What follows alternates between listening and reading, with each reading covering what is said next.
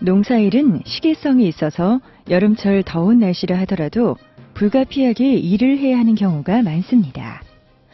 이에 따라 농업인들이 열사병 등에 노출될 수 있어 여름철 안전사고에 대한 우려가 커지고 있습니다.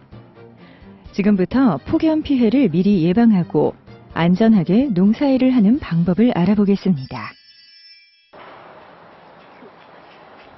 하루 최고 기온이 33도씨 이상인 상태가 이틀 이상 계속될 경우 폭염주의보가 발령되게 됩니다. 그리고 35도씨 이상인 상태로 이틀 이상이 계속되면 폭염경보가 발령되게 됩니다. 이렇게 무더운 날씨에 무리하게 농작업을 진행할 경우 폭염 피해가 발생할 수 있는데요. 작업 환경 개선을 통해서 이러한 피해를 미리 막을 수 있습니다. 지금부터 작업 환경 개선을 통한 폭염 피해 방지 대책에 대해서 알아보도록 하겠습니다. 첫째, 기상 상황을 수시로 파악하여 폭염 시기에는 한낮에 작업을 피하고 가급적 이른 아침과 저녁 때 일을 하도록 시간을 조절합니다. 특히 노약자는 체온 조절 능력이 떨어지기 때문에 더욱 폭염 피해에 주의해야 합니다. 둘째, 농작업 시 챙이 큰 모자와 땀 흡수가 잘 되는 수건이나 수면에 긴 소매 옷을 입고 자외선 차단제를 발라 피부를 보호해야 합니다. 셋째, 외부 온도가 30도가 되면 비닐하우스 내부 온도는 45도 정도의 고온이 되므로 비닐하우스의 환기창을 모두 열고 환기팬을 작동하는 등 폭염 피해에 특히 주의해야 합니다. 또한 차광망 등으로 햇빛을 가려주고 온도계로 하우스 내 온도를 수시로 점검하며 중간 휴식 공간을 만들어 활용하는 것이 좋습니다. 넷째, 햇빛을 등지고 작업을 하며 햇빛 가리개를 설치하고 농작업 중 시원한 물을 자주 마시는 것이 좋습니다.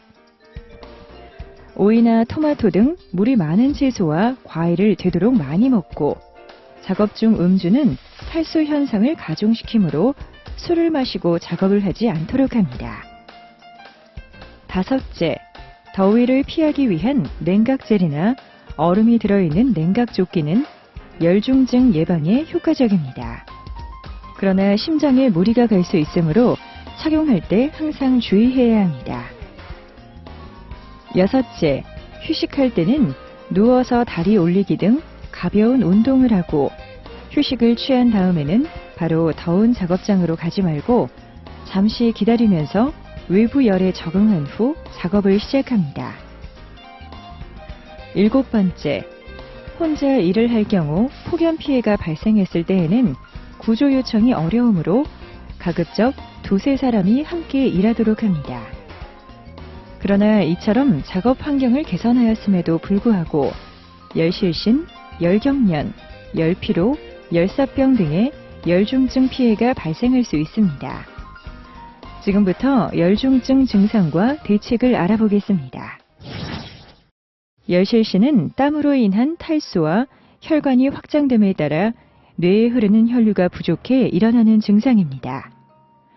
체온은 정상이지만 땀이 나면서 의식을 잃게 됩니다. 열경련은 높은 온도에서 힘든 일을 할 때 너무 많은 땀을 흘려 전해질 불균형으로 생기는 증상입니다. 열피로는 땀이 나면서 수분이 부족해 탈수 증상이 나타날 때 일어납니다. 체온도 정상이고 땀도 정상적이지만 토할 것 같은 느낌과 어지러움, 두통, 경련, 식욕 부진, 현기증 등이 생깁니다. 열사병은 체온이 일정 수준 이상을 넘었을 때 일어나며 심하면 환자가 의식을 잃는 경우가 많습니다. 체온이 섭씨 40도 이상까지 오르지만 땀은 나지 않으며 빨리 치료하지 않으면 생명이 위험해집니다. 열사병은 체온 조절이 잘 안 되는 노인, 어린이, 만성질환자 등 노약자들에게 많이 발생하므로 특히 주의해야 합니다. 이처럼 열중증 증상이 발생하면 우선 119에 신속하게 신고해야 합니다. 즉시 작업을 중단하고 시원한 그늘에서 휴식을 취하면서 구토하지 않을 정도로 시원한 물을 마시게 합니다. 그리고 옷을 느슨하게 풀어주며 가급적 시원한 물을 뿌려 뜨거운 체온을 식히면서 구조를 기다립니다. 농작업 시 폭염에 의한 피해는 미리 대비하면 예방할 수 있는 농업재해입니다. 작업 환경 개선 등 사전 준비를 잘해서 피해를 최소화해야겠습니다.